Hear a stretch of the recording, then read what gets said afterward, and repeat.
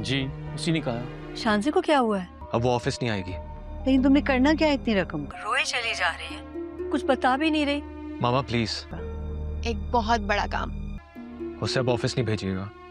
क्यों? महक ने शायद आपको चूड़ियों के बजाय ऐसे ही कड़े बनवाने का कहा था ना? ऐसा क्या हो गया? बस मैं कह रहा हूँ ना।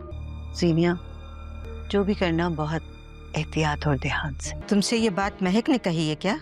मामा, क्या आपको अपनी बेटी पे ट्रस्ट नहीं है? जब ज़िरार अपने ससुराल पहुंचेगा तो वो ये तासुर देगा कि कड़े महक की फरमाइश पर बनवाए गए हैं, लेकिन जब चूड़ियां सामने आएंगी तो महक की मां फौरन इस बात की तस्दीक चाहेगी कि क्या वाकई ये फैसला महक का ही था। दूसरी तरफ जीनिया की फैलाई हुई गलतफहमियां अब शिद्दत इख्तियार कर चुकी हैं।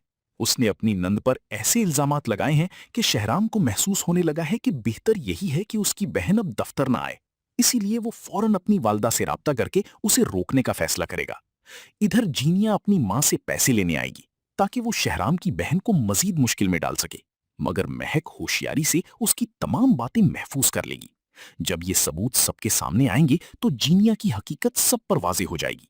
यूं जहां सीरत ने महक को बदनाम करने की कोशिश की थी, वहीं महक अपनी समझदारी से उनकी चाल को उन्हीं के खिलाफ इस्तेमाल करके सब कुछ बदल देगी।